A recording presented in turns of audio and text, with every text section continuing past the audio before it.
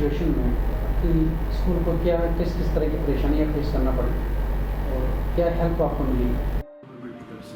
जी पहले तो pandemic itself ये किसी को भी पता नहीं था कि ये किस हद तक फैल जाएगा, कब तक लॉकडाउन रहेगा। हमने तो यही सोचा था कि शायद 15 दिन लॉकडाउन होगा, उसके बाद स्थिति कंट्रोल में आ जाएगी। लेकिन ये इतनी भयंकर रूप ले लेगा और ये इतना समय ले लेगा, इसके लिए कोई भी तैयार नहीं था, ना कोई तैयारी थी हमारे पास ही नहीं, मेरे ख्याल पूरी दुनिया में ही ये प्रॉब्लम थी कि किसी को समझ नहीं आ रहा था इसके बारे में, इस बीमारी के बारे में किसी को ज़्यादा पता नहीं था। तो हमें समझ ही नहीं आ रहा था कि हमारे बच्चों के ऊपर इसका क्या असर होगा। अब जाके थोड़ी रिसर्च आई है कि डिसेबिलिटी सेक्टर के अंदर वैक्सीन का और उनकी मेडिसिन का और इन्फेक्शन का क्या असर होता है।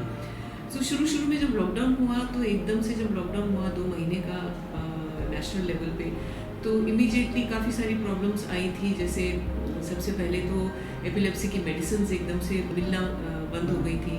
हमने सरकार को अप्रोच किया और मेरे ख्याल Rajasthan one of the first states था जिन्होंने एपिलेप्सी के लिए जो दवाइयाँ थी वो उपलब्ध कराई स्टेट के अंदर। फिर एक बहुत बड़ी प्रॉब्लम हमें आ रही थी कि जो बच्चे इफेक्ट हो गए थे, जो उनको हॉस्पिटल में आइसोलेट किया जा रहा था, और हमारे बच्चों को हैंडल करना इन एन आइसोलेटेड सिचुएशन जहाँ नर्सिंग स्टाफ भी बहुत कम समय के लिए जाता है, बहुत मुश्किल था। उन्हें एक फैमिली मेम्बर के होने की बहुत आवश्यकता थी।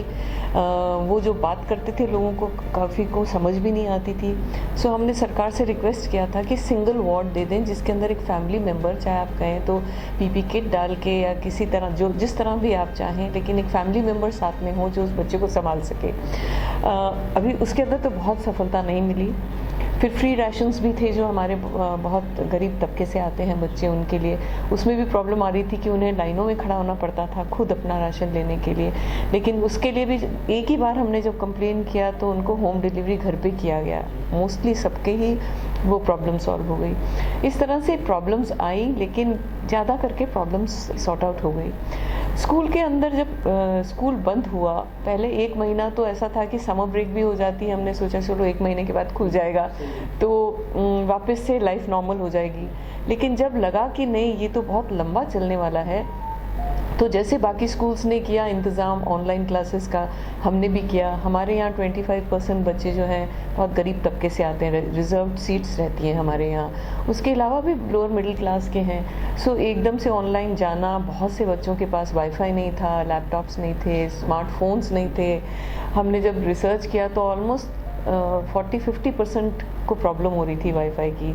फिर पेरेंट्स के साथ कोऑर्डिनेट किया कि हम आपको वीडियोस बना के दे देंगे, आप जब शाम को घर आते हैं तो अपने फ़ोन पे दिखा दीजिए अगर बच्चे के पास नहीं है। इस तरह से हर बच्चे की इंडिविजुअल प्रॉब्लम सॉल्व की, और विद इन अ मंथ हमारा रेगुलर प्रोग्राम चलना शुरू हो गया ऑनलाइन। जो हमारे यहाँ पढ़ने वाले बच्चे हैं एकेडमिक ग्रुप्स, उनका तो लाइव ऑनलाइन जैसे नॉर्मल क्लासेस होती हैं वैसे शुरू हो गई। लेकिन आप जानते हैं हम एक स्पेशल स्कूल है और हमारे पास skill training, vocational training, pre vocational training, उसके अंदर बहुत सारा काम हाथ से किया जाता है। हम उसके वीडियोस बना के भेजते थे। 2-3 प्रॉब्लम्स थी कि एक तो वो जो काम होता है घर पे पेरेंट्स को बैठ के कराना पड़ता है, जो यहाँ पर टीचर्स और लिटरली हैंड्स पकड़ के और काम पहले सिखाना पड़ता है, उसके लिए बहुत पेशेंस चाहिए। और पेरेंट्स के लिए शुरू में तो इंटरेस्ट था, लेकिन जैसे जैसे ये लंबा चलता गया, मैं उनको भी ब्लेम नहीं करती हूँ, सारे बच्चे घर पे थे और भी बहुत काम था। सो पेरेंट्स के ऊपर बहुत ज़्यादा हमें डिपेंड करना पड़ रहा था अपना प्रोग्राम करने के लिए। एक प्रॉब्लम हमें आई फिजियोथेरेपी में। हम लोग वीडियो कॉल्स करते थे, एक बच्चे के साथ हमारी फिजियोथेरेपिस्ट काम करती थी, लेकिन उसमें भी पेरेंट को फ्री होकर साथ में रहना पड़ता था ताकि वो बोलते जाएं, वो करते जाएं। और फिर प्रॉब्लम्स जैसे स्ट्रेचिंग करनी है, कितना स्ट्रेच करेंगे, प्रेशर देना है कितना, अगर ज़्यादा प्रेशर दे दिया तो बोन पे असर पड़ जाएगा, स्ट्रेच ज़्यादा कर दिया तो मसल टेयर हो जाएगी। तो बहुत डर के शुरू में हमने एक्सरसाइजेस कराना शुरू किया, लेकिन अब पेरेंट्स ट्रेन हो गए। मेरे ख्याल हर बुरे में से कुछ अच्छा निकल के आता है, तो पेरेंट्स अब ट्रेन हो गए हैं। और बीच में जब 3 महीने के लिए लॉकडाउन खुला था तो पेरेंट्स आए काफ़ी इंटरेस्ट से सीखने के लिए, क्योंकि उनको इंटरेस्ट आना शुरू हो गया था। तो अब उनके साथ ऑनलाइन काम करना थोड़ा आसान हो गया हमें। स्पीच थेरेपी में कुछ चीज़ें हम नहीं कर पा रहे हैं, जिसके अंदर मुंह में हाथ डाल के और प्रेस करना पड़ता है और उसमें भी प्रेशर देने पड़ते हैं जगह पे। कुछ चीज़ें हैं जो नहीं कर पा रहे हैं। लेकिन एक और बहुत अच्छी चीज़ निकल के आई कि हमारे बच्चे टेक्नोलॉजी savvy हो गए हैं, मतलब सबको लैपटॉप यूज़ करना आ गया है। जब ये स्कूल खुला जनवरी में, तो हमें कहते थे लैपटॉप है मैम, लैपटॉप पे काम करेंगे। तो मतलब एक नया इंटरेस्ट आ गया उनको अपने आप एक्सेस करने आ गए, ऐप्स खोल लेते हैं अपने आप। सो वो एक बहुत अच्छा चेंज दिखा उनमें। जी जी। और अभी जब सेकेंड वेव आई तो काफ़ी हमारे बच्चे, उनकी फैमिलीज़ वगैरह इफ़ेक्ट हुई थी। फॉर्चुनेटली कोई लाइफ नहीं गई, लेकिन बहुत फैमिलीज़ इन्वॉल्व हो गई थी। रोज़ ही मुझे फ़ोन आ जाता था कम से कम 1 या 2 फैमिलीज़ का कि बच्चा इफ़ेक्ट हो गया है मैम, कोई हम दवाइयाँ ये दे रहे हैं, कोई असर तो नहीं होगा। सो हम हमारे पास कुछ डॉक्टर्स की पैनल थी, हम उनके पास रेफ़र कर देते थे। एक नई सोच, नए आयाम और नई मिसाल के साथ रावत गर्ल्स कॉलेज अब बन चुका है रावत कोएट कॉलेज। यहाँ कई सारे प्रोफेशनल और करियर ओरिएंटेड कोर्सेज के साथ विद्यार्थियों के लिए है safe and secure campus environment, dedicated teaching faculty, modern library, campus placement and hostel facility. Admissions के लिए तुरंत कॉल करें 0141281015 पर या रावत कोएट कॉलेज, करनी विहार, अजमेर रोड, जयपुर कैंपस में विजिट करें।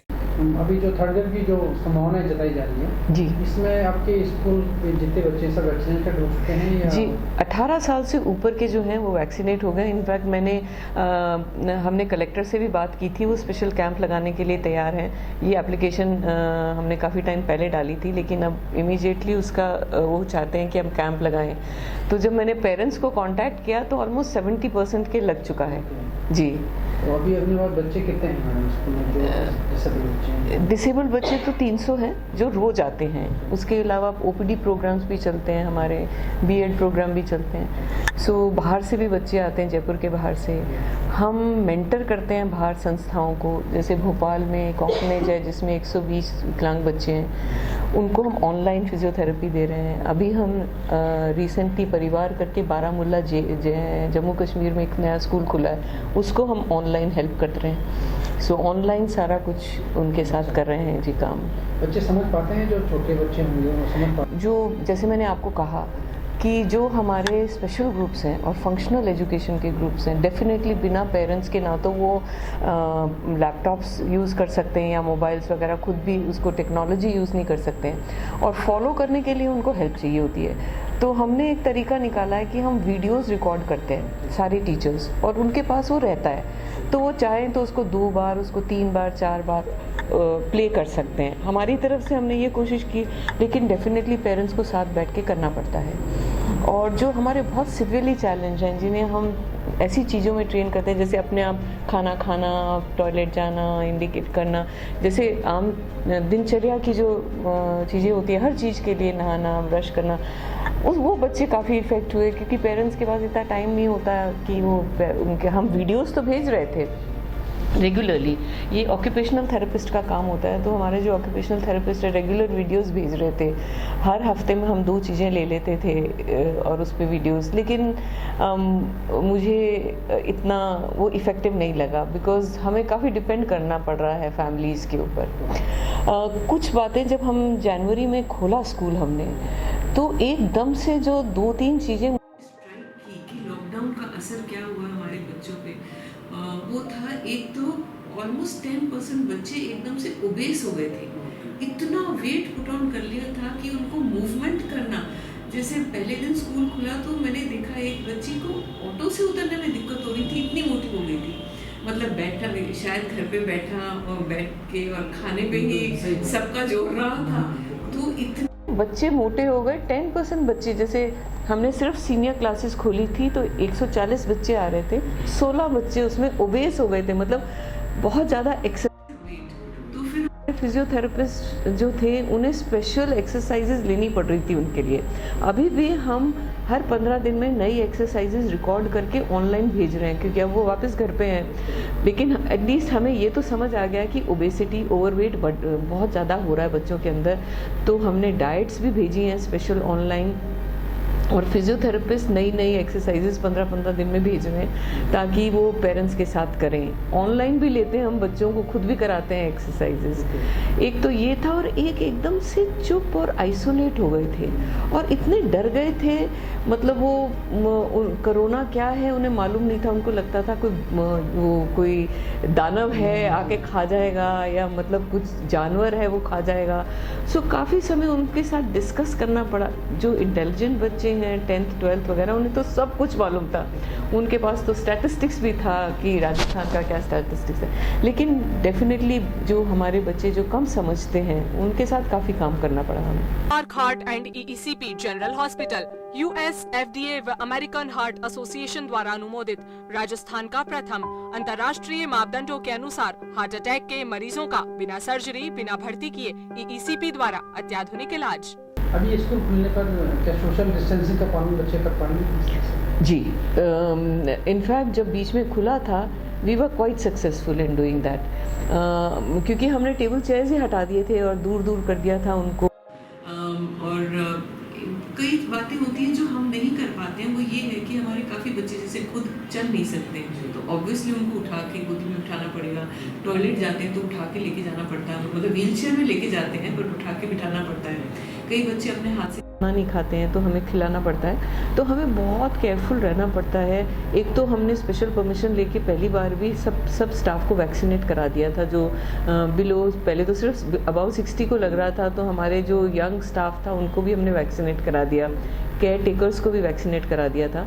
उसके अलावा हमें स्पेशल केयर लेनी पड़ती है, क्योंकि अगर आप खाना खिला रहे हैं, मुंह में हाथ जा रहा है, तो बहुत ज़्यादा हमें केयर करनी पड़ती है। डेफिनेटली सारा टाइम ऑब्जर्व करना पड़ता है। क्या मैसेज? देखिए, एक डिसेबल्ड बच्चे को पालना एक बहुत बड़ा चैलेंज होता है और हम सब ने ये चैलेंज फेस किया है और इस चैलेंज के आगे खड़े होके इसको फेस करना सीखा है।